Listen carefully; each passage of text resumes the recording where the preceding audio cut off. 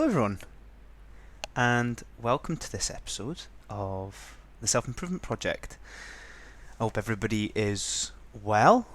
The light is changing now, it's getting a lot darker, a lot quicker, so I hope you're finding some things that are going to make you happy, whether it's hibernating a little bit, using the Hygge, which I've done an episode on before last year, and just hope you're well in general.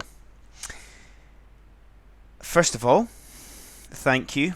I am now receiving a handful of messages every week, just with nice messages, just saying thanks. And honestly, if there's one thing that I love most about this podcast is hearing the positive impact it has on you. Not saying like you're a more positive person or things like that, but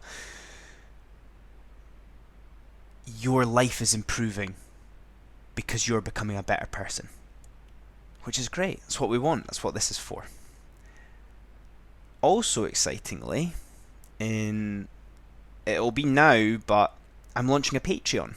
Patreon is a site where creators can get a bit of money for giving a bit of extra to those people that really want it. And I'm setting up a Patreon, just one tier, one price, £5 a month, where included in that you would get early access to episodes. For example, I'm recording this over a month in advance, so you would have instant access to this.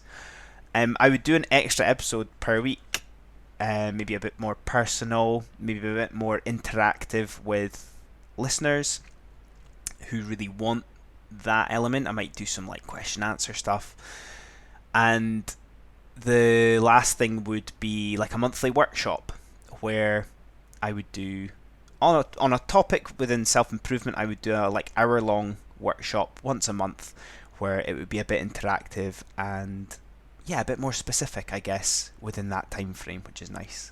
So yeah, exciting stuff. Today's episode is actually Lifestyle Design 3.0 because I've obviously done other episodes with it, and I've called it Remove and Improve. I'm trying to take this simple concept of removing things within your life that, as a knock-on effect, improve the quality of your life. Common words in life nowadays include things like consumption, accumulation, growth, more.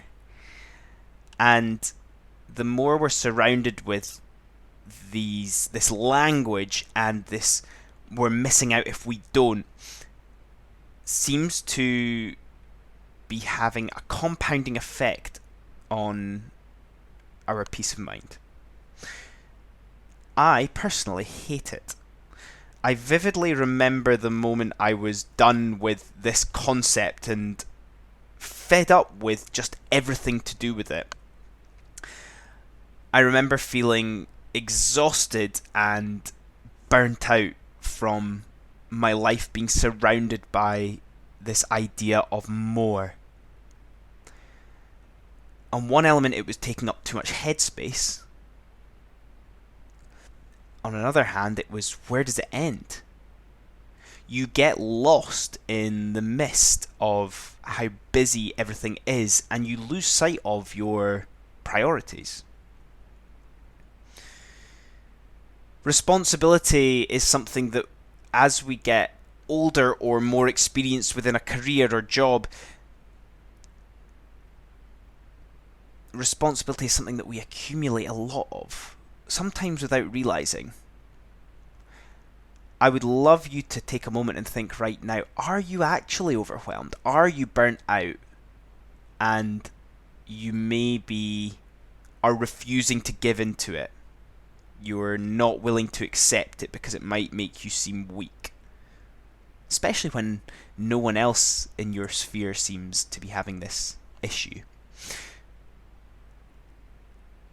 Back when I kind of got a bit fed up with it all, I went on the classic minimalist clear out that has become a bit more advertised and common in recent years, and how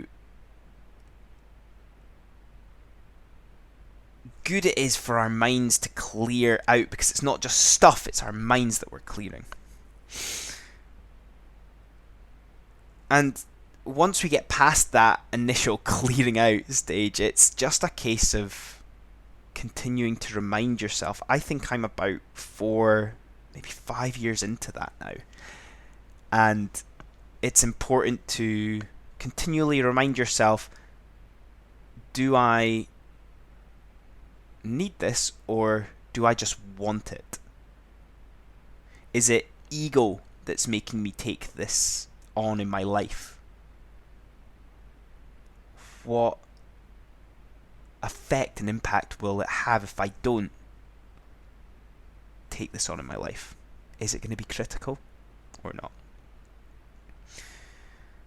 And overall, why am I telling you this? Why am I talking about this today? Well, not only am I telling you to stop accumulating things and responsibility today, I'm actually telling you to remove it, to take it away, to actually eliminate it. As brutal as this sounds, it's essential if you're going to improve your life.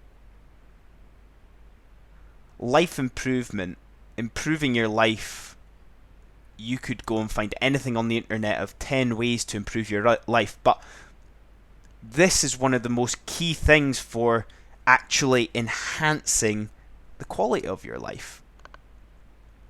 Because it's so cutthroat, it's actually like chopping off your arm sometimes with the attachment and sentiment you maybe have towards things, maybe even to your identity. Through elimination comes liberation. You spend your life and money trying to fit in all the time into the social sphere of your life. And instead of removing all the nonsense to allow you to be your best and truest self, you're accumulating instead of almost stripping down your true self and enhancing that simple element. Imagine you actually removed everything in your life that you didn't like. Then imagine if you could fill that time and headspace, you could fill that up with something maybe beneficial, more exhilarating into your life. Something that maybe makes you feel a bit better about your life, but also about yourself. For me, as an example, removing a long commute on or in a car was an example of that. The amount of time that I would spend commuting in a car, I like to describe as borderline criminal.